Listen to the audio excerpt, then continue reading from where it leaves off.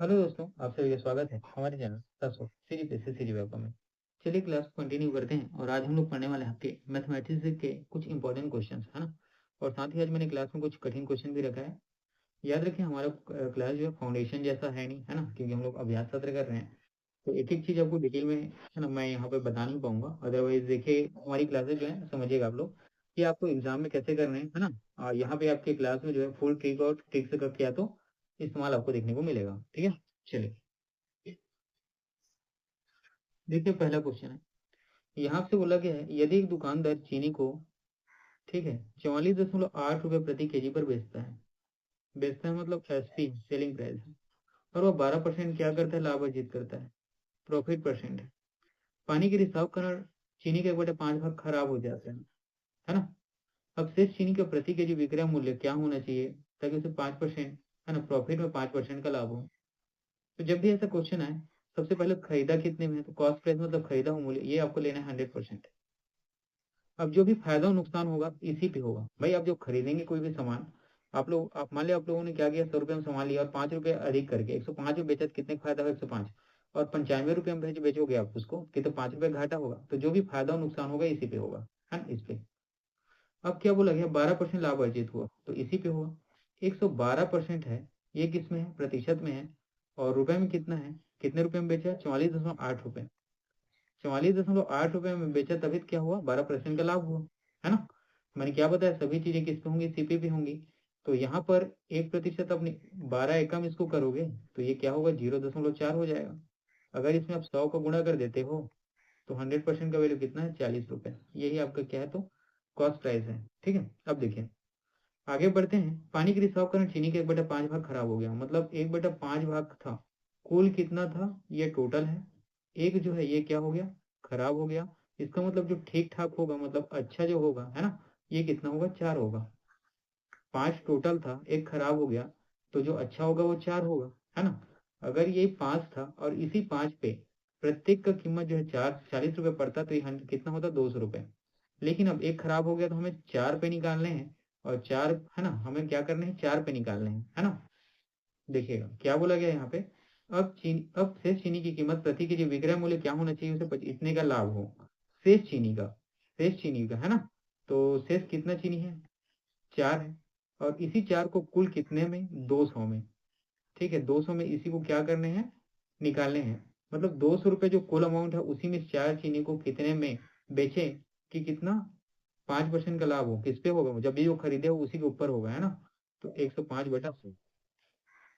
यहाँ से इसको सॉल्व कर लेना, आपका ये जो है ऑप्शन 4 के आया तो सही उत्तर हो जाएगा। ठीक है जी, चलिए आगे बढ़े।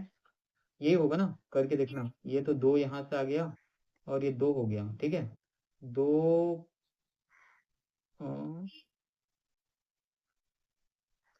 ये 2 हो गया, 2 दूने 2 पंचे 10, 2 दूने 4, 2 पंचे 10। अच्छा ये ऊपर वाला होगा है ना, ऊपर वाला होगा। ठीक है, देख लेना इसको। ठीक है, ऊपर ही वाला होगा, अब देखने की क्या बात है। ठीक है, चलिए कंटिन्यू करते हैं। देखिए आपका अगला प्रश्न है, ये जो है आपका अगला प्रश्न है। यहाँ से बोला गया है कि ए बी सी एक त्रिभुज है और डी भुजा बी सी पर एक बिंदु है। बी सी 16 सेंटीमीटर है, बी डी 11 सेंटीमीटर है। और त्रिभुज ए डी सी और त्रिभुज अ, नहीं मतलब यहाँ पे एंगल ए डी सी और एंगल बी ए सी ये बराबर है। ए सी की लंबाई आपको बतानी है। देखिएगा ये त्रिभुज है, कौन सा है, ए है, बी है, सी है। और डी भुजा बीसी पर एक बिंदु है। बीसी की कुल लंबाई 16 सेंटीमीटर, यहाँ से यहाँ लंबाई कितना, 16 सेंटीमीटर दिया हुआ है। बी डी 11 है, मतलब बी डी, अब क्या बोला, डी डी भुजा है ना, डी भुजा बीसी पर है, मतलब इस पे है डी। तो डी मैं यहाँ पे रखता हूँ। ये अगर 11 है तो ये कितना होगा, 5 हो जाएगा और ये इस तरीके से आ जाएगा। ठीक है ना, यही तो बोला गया है ना भाई, यही तो बोला गया है। ठीक है, कि इसी पर डी एक बिंदु है। और क्योंकि बी डी यहाँ पे दिया है 11 है, इसका मतलब ये वाला 11 होगा तो ये वाला 5 होगा, क्योंकि 16 है टोटल है ना। A D C, A D और सी है ना, ये ए डी सी ये वाला, और बी ए सी ये क्या आपस में बराबर है। ये और ये आपस में क्या है, तो बराबर है। ए सी की लंबाई, इसकी लंबाई हमें बतानी है। जब भी इस तरीके का क्वेश्चन आए, आप पहले तो ये 16/x ये ले लेना, जो दो लंबाई दी हुई हो। दूसरा, ठीक है, इस टोटल में पहले इसको लेना, फिर ओवरऑल लेना, उसके बाद देखिए फिर इसको लेना और फिर इसको लेना। अब इन दोनों गुणा करोगे तो ये एक्स स्क्वायर आ जाएगा, और इन दोनों का गुणा करोगे 13 गुणा तो ये 80 आ जाएगा। यहाँ पर एक्स की वैल्यू निकालोगे तो ये 4 और 5 यही आपका सही उत्तर हो जाएगा। ठीक है, अब यहाँ से आपको क्या करने हैं देखना, ये 80 है, आपको क्या तो स्क्वायर निकालना है ना, 80 के स्क्वायर निकालने हैं। तो इसके लिए हम लोग क्या करेंगे, एक 16 ले लेंगे और गुणित 5, ये 80 हो गया। और 16 किसका स्क्वायर होता है, 4 का, तो ये है ना। देखिए यहाँ पे जो है, यहाँ पे 16 जो है ना, ये वर्गमूल किसका है, 4 का, और बाहर आ जाएगा 5। यही चीज मैं यहाँ पे बोल रहा हूँ। ठीक है, और जिनको इतना भी नहीं आता होगा उनको गणित ना पढ़े अभी फिलहाल, ठीक है, वो पूरा बेसिक से ही पढ़ेंगे। देखिए ऐसा क्वेश्चन भी आपके पेपर में पूछा जाता है, ठीक है, इंपॉर्टेंट क्वेश्चन है, बहुत ज्यादा इंपॉर्टेंट क्वेश्चन है। ठीक है, देखिए एक चुनाव में 2% पंजीकृत मतदाताओं ने भाग नहीं लिया, मतलब कोई भी चुनाव होता है तो वहां पे अगर प्रतिशत में देखा जाए तो 100% लोग अपने आप में होते हैं, जिसमें 2% ने भाग नहीं लिया, इसका मतलब क्या है कि 98% ने लिया होगा, और 500 मत अवैध हो गए। ठीक है, तो यहाँ तक क्या हुआ, 500 मत मतलब जो वोट होता है ना, उसके बारे में ये क्या हुआ, अवैध हो गया, मतलब 500 इसमें क्या करने हैं, कम करने हैं। ठीक है, यहाँ तक चीजें हुई। दो उम्मीदवार ए और बी ने चुनाव लड़ा और ए ने बी को 200 मतों से हरा दिया, इसका मतलब ए जीता होगा। तो ये जो 98% है ना जी, है ना, यदि मतदाता सूची में नामांकित 43% व्यक्तियों ने ए के पक्ष में वोट डाला, ठीक, मतलब 43% ए के पक्ष में वोट डाला गया होगा, और 200 मत से एक जीत गया। कितना मत से, 200 मत से ये जीत गया, 200 वोट से। अब ये 43 इसको मिल गया ए को, तो बी को कितना मिलेगा, 98 में, क्योंकि दो ने तो, है ना, ये भाग ही नहीं लिया है, तो जो होगा कंप्लीट कितना होगा, 98 होगा। तो ये हो जाएगा आपका 55, है ना, प्रतिशत में 55 हो जाएगा। ठीक, और इसके बाद क्या बोला गया है, तो कुल डाले गए मतों की कुल संख्या बतानी है। ठीक है, देखिए 55% ये है, ये 43% यहाँ है, और 200 वोट अधिक मिले हैं। इसका मतलब ये 55 ऑलरेडी ज्यादा है, तो जितना इसको चाहिए, है ना। लेकिन क्या बोला गया है यहाँ पे देखिए, ठीक है, 55% इसके पास है, मतलब जितना इसको चाहिए था, लेकिन जीता ये है, कौन सा, ए वाला, ये ए है और ये बी है। ठीक, और 200 वोट ज्यादा से जीता है, इसका मतलब यहाँ पे, ठीक है, जो 500 मत अवैध हुए हैं उसी प्रकार का एक मत यहाँ पे, क्या तो 500 आपको क्या करना है, इसमें घटा देने हैं, है ना। 500 मत क्या हुए हैं, अवैध हुए हैं, यहाँ पे जो बोल रहे हैं ना, उसी को यहाँ पे क्या करना, आपको हटा देना, और इसके बीच का अंतर ले लेना आप। इनके बीच का क्या लेना है, आपको अंतर लेना है ना, इनके बीच का आपको क्या, तो अंतर लेना है। तो 43 और 55 के जब डिफरेंस निकालोगे तो यहाँ पे कितना होगा, -12%। और यहाँ पे प्लस में 200, और इसका जब डिफरेंस निकालोगे तो यहाँ पे कितना हो जाएगा, 300। ये याद रखिएगा, प्रतिशत का डिफरेंस है और ये वोट की संख्या का डिफरेंस है ना। तो यहाँ से इसको 12% ले लेना, इसको यहाँ से 3% ले लेना। ठीक है, याद देखिए, क्या करना आपको, 43 माइनस 55 करोगे तो ये -12 हो जाएगा, और -500 और 200 करोगे तो -300, तो माइनस तो माइनस यहाँ से खत्म हो जाएगा, उसका कोई मतलब होता नहीं है इसका क्वेश्चन में। ठीक है, अब देखिए 12 दूनी 24, 12 पंचे 100, ये 1% की वैल्यू है ना। ये कितनी है, 1% की वैल्यू है। आपको कुल कितना मत है, 98%, इसी 98% का निकालना है ना, 98% का निकालना है, तो 98 गुणित कितना, 25 कर दो आप लोग। 25 तक है, 200 की कितना, जीरो, और 25 में यहाँ कितना होता है, 225, और 20, 200, 12 दूनी 24, ठीक, 12 दूनी 24 हो गया, 12 पंचे 60 हो गया। ये कुल एक का कितना वैल्यू आ जाएगा, 25, है ना, तो 98, 25 200 के जीरो, और 200, 1 मिनट ना, इसको फिर से हम लोग थोड़ा करते हैं, ठीक है, लास्ट पॉइंट में ही करते हैं, समझिएगा। ये कितना है, 98% है ना। इसमें से एक को 43% मिला, तो दूसरे को मिल गया कितना, 55%। क्योंकि 500 मैंने यहाँ पे जो अवैध है उसको यहाँ पे क्या करने के लिए, डिफ्रेंशिएट करने के लिए आपको बोला था। तो देखिए 43% इसको ले लीजिए, और इसके बाद इसको घटाइएगा कितना, 55% माइनस 500, और ये करके कितना हो जाएगा, होगा 200 के बराबर होगा। ठीक है, यही चीजें, इसको घटाओगे तो ये कितना हो जाएगा, माइनस का 12%, ये प्लस का कितना हो जाएगा, 500, और ये बराबर कितना हो गया, 200। ठीक है, इतनी चीजें क्लियर हुई। अब ये -12% हो जाएगा, और ये कितना हो गया, माइनस का 300, ये दोनों कट गया। प्रतिशत ये है 12 दूनी 24, 12 पंचे 60, है ना। 12 दूनी 24, 12 पंचे 60, और ये कितना है, ये है आपका 100% का वैल्यू। हमें अगर 98% का निकालने हैं, जीरो ये दोनों हो गया, ठीक। और 25 अट्ठे 200 की जीरो, और 20 और 25 निया 225, हाथ हो गया। तो यार 225 था ना भाई, इसी में तो 20 जोड़ने थे, पिछले वाला जैसे ही है, ठीक है, कोई अंतर नहीं है, यही आपका सही उत्तर हो जाएगा। ठीक, चलिए, ठीक है, उतनी चीजें क्लियर हुई। चलिए आगे बढ़ते हैं।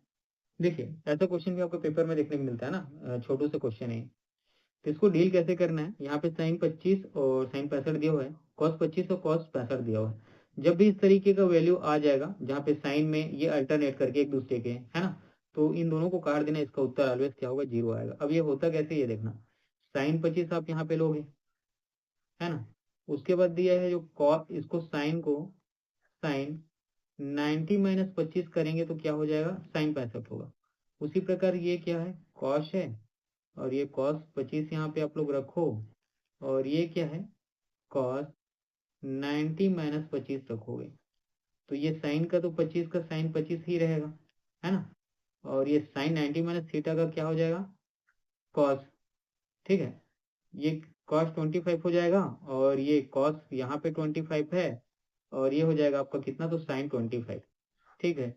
ये देखो कॉस, ये क्या है, दोनों एक ही है, और ये माइनस में है, और ये दोनों एक ही है, दोनों प्लस में है, तो ये दोनों आपस में क्या होंगे, कट जाते हैं। तो हमेशा ऐसा, जब भी है ना क्वेश्चन दिखे, उसके जो आंसर है वो जीरो ही आएगा, ठीक है।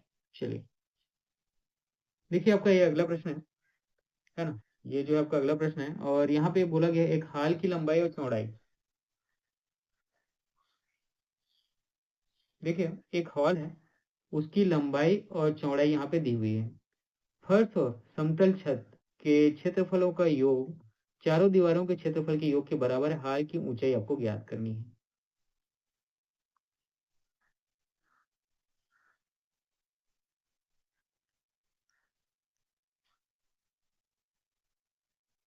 चलिए देखिए, तो फर्श बोला गया है और समतल छत के क्षेत्रफलों का योग। देखिए, मान लीजिए ये एक कमरा है,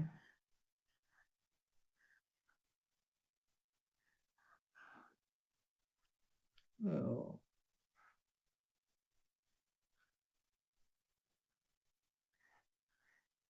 देखिए कमरे में क्या होता है, लंबाई भी होती है ना, चौड़ाई भी होती है, और ऊंचाई भी होती है, ठीक। तो कमरा जो है क्या होता है, घनाभ होता है हमेशा, ये आपको याद रखना है। कमरा क्या होता है, घनाभ होता है ना। इस तरीके का स्ट्रक्चर आपको वहां पे देखने को मिलता है। ये जो है, ये है आपका क्या, तो फर्श, ये क्या है आपका फर्श है, और ये आपका क्या है, तो छत है। दोनों में आपको क्या देखने को मिलता है, लंबाई इंटू चौड़ाई, और यहाँ भी क्या, तो लंबाई इंटू चौड़ाई। इसका मतलब याद रखना, फर्श और समतल छत के क्षेत्रफल का योग, कहने का मतलब ये छत है, इसका क्षेत्रफल और फर्श का क्षेत्रफल दोनों क्या होगा, अगर दोनों की लंबाई और चौड़ाई क्या होगी, बराबर होती है। तो यहाँ पे अगर हॉल है, हॉल की यहाँ पे आप लोगों ने लंबाई कितना देखा, चौड़ाई, लंबाई 21 और चौड़ाई कितना देखा, 14। जब भी ये हॉल क्या होता है, हॉल, है ना, ये जो है, इस हॉल का जो ये फर्श है और ये जो छत है, इसमें क्या देखने को मिलता है आपको, लंबाई और चौड़ाई, है ना। इसमें क्या देखने को मिलता है आपको, लंबाई और चौड़ाई। जब आप इसको गुणा करेंगे, इसका मतलब क्या है कि आयत का क्षेत्रफल क्या होता है, लंबाई और चौड़ाई, ये आयत ही है ना। ये दोनों ऊपर नीचे क्या होते हैं, आयत ही होते हैं। तो 14 एकम 14 का 4 हो गया, एक 14 में 28, एक 29। ये किसका है, हॉल का है। और यही हम लोग क्या करेंगे, आपका जो छत है उसका लोगे, तो मैंने क्या बताया, दोनों की लंबाई चौड़ाई बराबर होती है, मतलब इसका दो गुना कर दो, 4 दूनी 8, दूनी 18 की 8, एक 4, इतना ये हो जाएगा। और ये किस में होगा, मीटर स्क्वायर में, ठीक है, क्योंकि यहाँ पे मीटर दिया तो मीटर स्क्वायर में होगा। इतनी चीजें क्लियर हुई। अब बोला गया है चारों दीवारों के क्षेत्रफलों के योग के बराबर होगा। अब हम लोग चारों दीवारों का क्षेत्रफल निकालते हैं। चारों दीवारों का एरिया जब भी आपसे पूछे तो यहाँ पे याद रखना, दो लंबाई धन चौड़ाई गुणित ऊंचाई। तो चारों दीवारों का क्षेत्रफल जो होता है, दो गुणित, है ना, दो, फिर ब्रैकेट में लंबाई धन चौड़ाई गुणित ऊंचाई। इतनी चीजें क्लियर हुई। एल लंबाई है, बी उसका क्या है तो चौड़ाई है, एच उसकी क्या है तो ऊंचाई है। तो 2 यहाँ रख देना। लंबाई और चौड़ाई कितना है, लंबाई 21 है, चौड़ाई 14 है, दोनों के जोड़ोगे कितना हो जाएगा 35 हो जाएगा। और इसकी ऊंचाई हमें पता नहीं है, लेकिन क्या बोला है यहाँ पे, चार चारों दीवारों के क्षेत्रफल के योग के बराबर होगा। मतलब ये जो है, ये जो 588 है ना, इसके बराबर होगा, यही बोला गया है। ठीक है, इतनी चीजें क्लियर हुई। 2 एकम, 2 दूने, 2 नी 18 और 2 चौक 8। अब 35 और इसका आप क्या करेंगे, भाग करेंगे, है ना।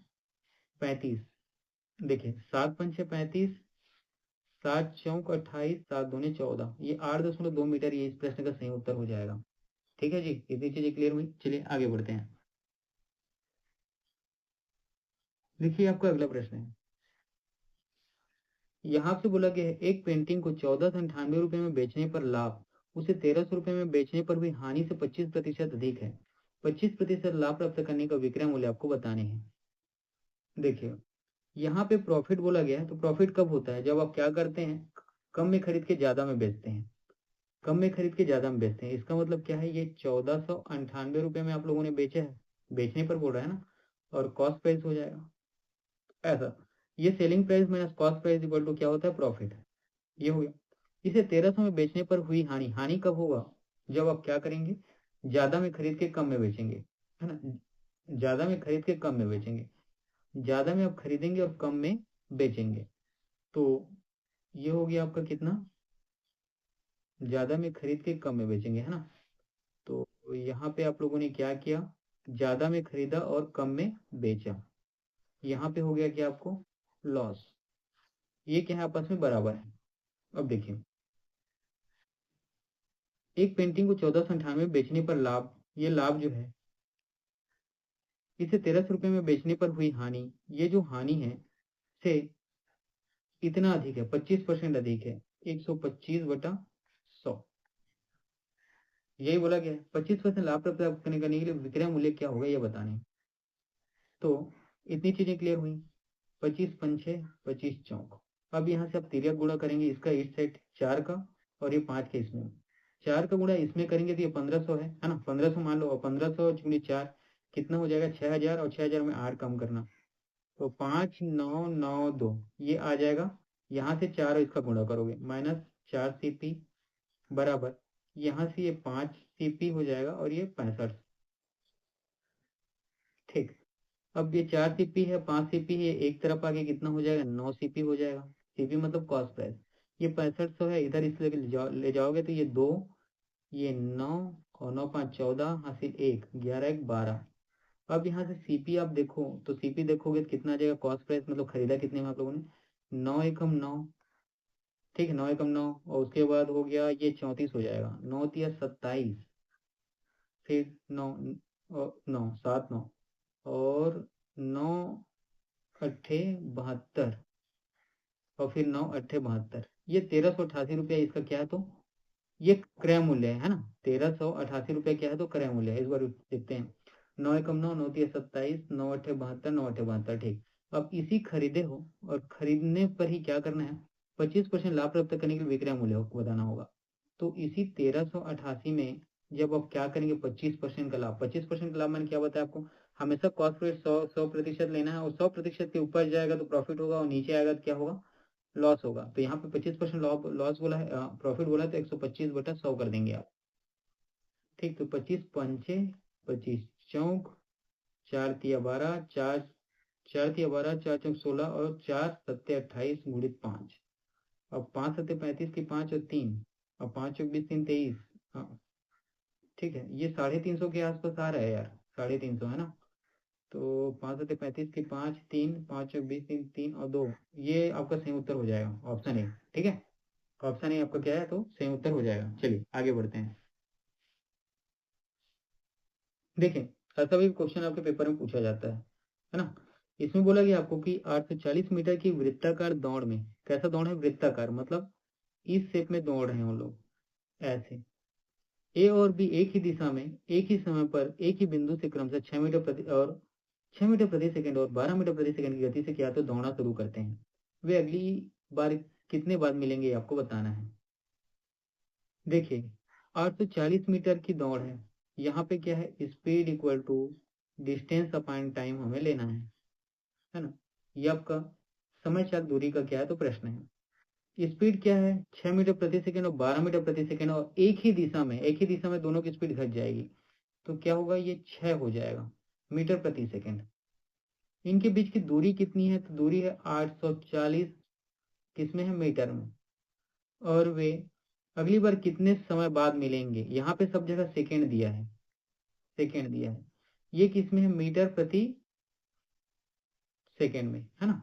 तो यहाँ पे टाइम, ये टाइम है, तो 6 कम 6 × 24 6×0, और यहाँ पे टी बराबर क्या आ गया, 140, यही तो आया, किसमें आया, सेकंड में, क्योंकि सारी चीजें क्या थी, सेकंड में ही थी, है ना, तो चीजें वहां पे क्या हो गई, आराम से मीटर प्रति सेकंड में आ गया। तो ऑप्शन ही आपका सही उत्तर हो जाएगा। ठीक है, चलिए आगे बढ़ते हैं। देखिए ऐसा भी क्वेश्चन आपको देखने को मिल सकता है ना पेपर में, तो ठीक है, इस क्वेश्चन को देखने में ज्यादा कुछ समझ में नहीं आ रहा, फिलहाल इतना समझ में आ रहा है, ये दोनों अंक आपस में बराबर है, ये दोनों आपस में क्या है, तो सेम सेम है, उनको गुणा हुआ है, इसका मतलब क्या है, ये ए स्क्वायर है और ये क्या है, -b², और ये बराबर क्या दिया है, 0.24। ठीक है, ये क्या होता है, a² - b², ये होता है, फॉर्मूला है a+b, बहुत पहले सब लोग पढ़े हैं स्कूल में, है ना, और a - b का, और नीचे में क्या होगा, 0.24। अगर, तो पहले इन दो, ए ये है, ये ए है, ये बी है, ये बी है, ठीक है, तो इन दोनों को पहले जोड़ो, तो 35 और 25 कितना हुआ, 60, और 2 ये 9 और 60, ऐसा हो जाएगा। फिर इस फॉर्म पे हमें रखना है, इस पे, है ना, और ये 7 3 5 है, एक बार घटा दो, तो ये कितना हो जाएगा, 5 और 10, और नीचे में कितना आ गया, 0.24। इतनी चीजें क्लियर हुई। अब देखिए, ये 9 है, इसके बाद कितना है, 2 शून्य है, यहाँ पे दशमलव, 2 शून्य, दशमलव, 2 शून्य है, तो 960 है। दशमलव हटाते कैसे हैं, तो दशमलव के नीचे एक रखेंगे, उसके बाद जितनी संख्या है उतनी संख्या शून्य लगा देते हैं। ठीक, फिर 510 है, सेम चीज यहाँ पर भी करना है, एक लेना है, 2 शून्य लगा देने हैं। नीचे में कितना है, 2 और 4 है, और यहाँ पे क्या करना है, एक लेना है नीचे, और ये 2 शून्य लगा देने हैं। अब ये वाला 100 और ये वाला 100 खत्म हो गया, ये 2 जीरो, ये जीरो और ये जीरो खत्म हुआ। 24 से कम, 24 चौक 96, ये हो गया। अब यहाँ से गुणा करोगे तो आखिरी में 4 आएगा, और ये 20, ये ऑप्शन एक आपका सही उत्तर हो जाएगा। ठीक है, बस गुणा ही करने हैं आपको। देखिए आपका अगला प्रश्न है, यहाँ से बोला गया है कि जनवरी के पहले 16 दिनों के लिए एक शहर का औसत तापमान इतना है, इतना। पहले 16 दिन के लिए औसत तापमान कितना है, इतना है। उसी महीने के अंतिम 16 दिन के लिए, है ना, अंतिम 16 दिन के लिए औसत तापमान कितना है, तो 26 डिग्री सेंटीग्रेड है, 26 डिग्री सेल्सियस है। ठीक है, इतनी चीजें क्लियर हुई। यहाँ पे अपना 16 को कॉमन ले लेना, 16, और इनके बीच का जो डिफरेंस है ना 4, इसमें गुणा कर दो, ये कितना आ गया, 48। ठीक है, अब क्या बोला गया है, यदि पूरे महीने का औसत तापमान इतना दिया है 24 डिग्री सेल्सियस, तो 16वें दिन का तापमान आप कितना होगा ये बताना है, तो इनके बीच का डिफरेंस ले लेना 24, वही आपका क्या तो सही उत्तर हो जाएगा। या अदरवाइज इसको करना कैसे है, ये मैं ट्रिकी मेथड से बता रहा हूँ। ये जो 22 दिया है ना पहले 16 दिन का, इन दोनों का आपको गुणा करना पड़ेगा, उसके बाद फिर अगला 16 दिन जो 26 दिया है इनका गुणा करना पड़ेगा। ठीक, उसके पूरे महीने में कितना 31 दिन होता है, इसमें 24 का गुणा करना पड़ेगा। इन दोनों को गुणा करके जोड़ोगे और इसका जो वैल्यू आता है उसमें उसको घटा दोगे, तो आपका जो उत्तर आएगा ऑप्शन ए 24, ये सही उत्तर हो जाएगा। ठीक है, देखिए आपका अगला प्रश्न।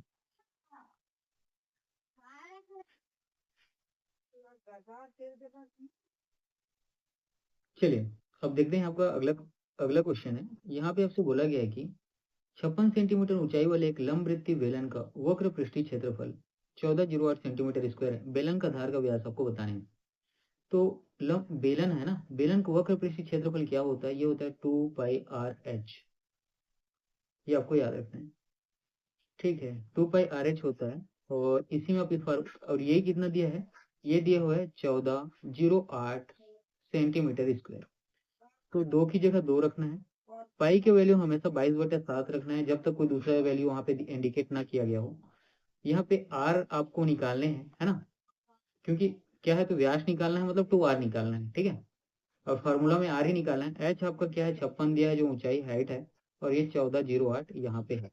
यहाँ से अब जब आर निकालोगे तो ये 7 है, 7 8 है 56 यहाँ पे हो गया, 11 दूनी 22 हो गया, 11 एकम है ना, 11 दूनी 22 और 11 अट्ठे, इतनी चीजें क्लियर हुई।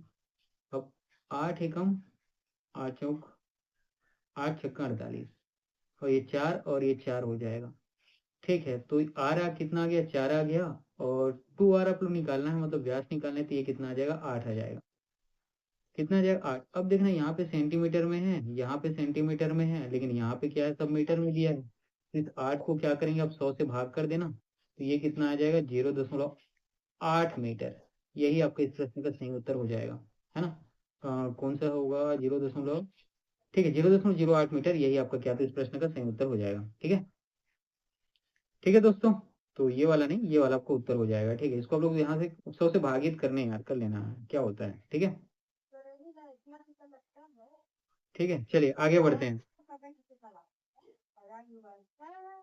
कंटिन्यू करते हैं। चलिए देखिए, कंटिन्यू करते हैं। बोला गया है कि वर्ग का क्षेत्रफल ये इतना दिया हुआ है ना। ये वर्ग जो होता है उसका क्षेत्रफल ये दिया हुआ है, वर्ग का परिमाप आपको बताए हैं। ये वर्ग का क्षेत्रफल दिया है, मतलब एरिया स्क्वायर कितना दिया हुआ है, ये 16x² प्लस 40x प्लस 25, ये आपको दिया गया है। वर्ग का परिमाप बताना है, ये तो क्या है, एरिया हो गया, है ना, ये एरिया हो गया। अब हम लोग यहाँ पे भुजा जब देखेंगे ना, भुजा आप निकालोगे, ए निकालोगे, तो ये समझिए 4x है, इसको 4x ले लेना प्लस 5, इसका होल स्क्वायर करना, और ये क्या है, यही है, इसको जब आप तोड़ोगे तो यही आपको मिलेगा। तो भुजा क्या हो जाएगा, 4x प्लस 5। अब हमें क्या निकालना है, परिमाप बताना है। तो वर्ग का परिमाप क्या होता है, 4a।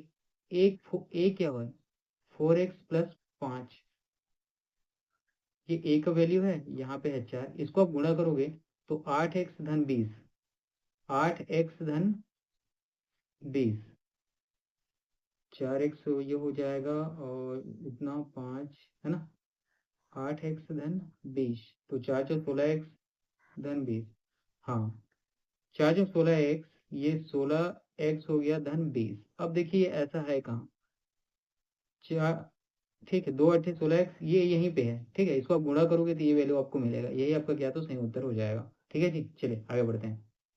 हाँ, देखिए आपका अगला प्रश्न है। यहाँ आपसे बोला गया कि वस्तु का अंकित मूल्य इतना दिया हुआ है, इसे 40% की छूट पर बेचा जाता है, तो विक्रय मूल्य उसके क्रय मूल्य से 10% अधिक हो जाता है, क्रय मूल्य बताना है। देखिए, मार्क प्राइस हमेशा याद रखिएगा, जो मार्क प्राइस है उसी में आपको डिस्काउंट मिलता है ना। कहने का मतलब ये अंकित मूल्य है, जिसको हम लोग मार्क प्राइस बोलते हैं, इसी में आपको हमेशा डिस्काउंट मिलेगा। मतलब ये जो 550 रुपए है ना, इसी पे कितना डिस्काउंट मिला है, 40% की। तो 40% डिस्काउंट मिलने के बाद बेचा कितने में होगा, 60% में बेचा होगा, यही है ना ये। तो विक्रय मूल्य उसके क्रय मूल्य से 10% अधिक हो जाता है, तो क्रय मूल्य है, ठीक है, क्रय मूल्य हमें निकालना है। तो क्रय मूल्य से कितना, और देखिएगा जब आपको डिस्काउंट किस पे मिलेगा, डिस्काउंट हमेशा मार्क प्राइस में मिलेगा, और प्रॉफिट और लॉस किस में होगा, तो प्रॉफिट और लॉस होगा आपका किसमें, तो कॉस्ट प्राइस में, है ना। तो इसमें क्या बोला गया है, 10% का प्रॉफिट होगा, तो इसको 110 कर लो। यही बोलेगा 10% का लॉस हो गया, तो 90/100 कर लेना। ठीक है, इतनी चीजें क्लियर हुई। अब यहाँ से ये कितना बार हो गया, 5 बार, और 100 ये 100 तो कर लिया, तो 300 जो आ जाएगा, यही आपका सही उत्तर होगा जी। ठीक है, चलिए आगे बढ़े। याद रखना है, हमेशा अंकित मूल्य पर डिस्काउंट होगा, और प्रॉफिट और लॉस किस में होगा, तो कॉस्ट प्राइस पे होगा। देखिए क्या बोला गया है, 4 महिलाएं महिलाएं और 6 लड़के एक कार्य को समान दिन में पूरा करते हैं। कितनी फीमेल है, वुमेन है, वुमेन 4 हैं, और बॉयज कितने हैं, 6। तो वुमेन अपन बॉयज का जो रेशियो है ना, ये यहाँ पे निकाल लेना, तो ये आ जाएगा 3/2 कट के। तो यहाँ पे वुमेन लिखो, यहाँ पे बॉयज लिखो, इनकी जो इफिशियंसी है, इनकी जो डे है ना, डे, यहाँ पे ये क्या है, टाइम की बात हो रही है, टाइम कितना है इनके बीच, वुमेन 3 और बॉयज 2, इनकी जो इफिशियंसी आएगी, दिन का क्या होता है, उल्टा हो जाता है टाइम का, ये ऐसा हो गया। अब बोला गया है एक लड़का इसे 60 दिन में समाप्त करता है। एक जो लड़का है ना, ये बॉयज ये है, और ये कितना 60 दिन में करता है, इसका मतलब एक दिन की इफिशियंसी कितनी हो गई, 20 हो गई। उसी प्रकार ये जो महिलाओं हैं इनकी इफिशियंसी कितनी हो जाएगी, 40 हो जाएगी। ठीक, इतनी चीज क्लियर हुई। 5 महिलाएं प्रतिदिन एक साथ काम करके काम को कितने दिन में करेंगे। देखिए ये 40 काम है, इनकी इफिशियंसी एक दिन की कितनी, 40 है। तो 5 महिलाओं के द्वारा किया जाएगा तो एक की इफिशियंसी कितनी आ जाएगी, 8। ऑप्शन 3 आपके क्या है, सही उत्तर हो जाएगा। ठीक है जी, इस तरीके के क्वेश्चन को ऐसे ही डील करना है आपको। ठीक है, तो यहाँ पे आपके जो क्वेश्चन के जो आंसर है मैंने यहाँ पे है ना लिखा हुआ है। तो इन सब चीज़ों को भी देखेंगे, किसी में कुछ गलत हो जाएगा तो मैं क्या है बार बार उसको देखता नहीं हूँ, एक बार क्वेश्चन मैंने ले लिया फिर उसमें प्रैक्टिस करना वो सब होता नहीं है। ठीक है, तो ये सारी चीज़ें आप लोग देख लेना, कहीं कुछ मिस्टेक होगा तो मुझे बताना, मैं वहाँ उसको ठीक करने की कोशिश करूंगा। ठीक है, ठीक है, कोशिश क्या मैं उसको करूंगा ही। ठीक है, तो चलिए ठीक है, पढ़ते रहिए, आज की क्लास इतना ही।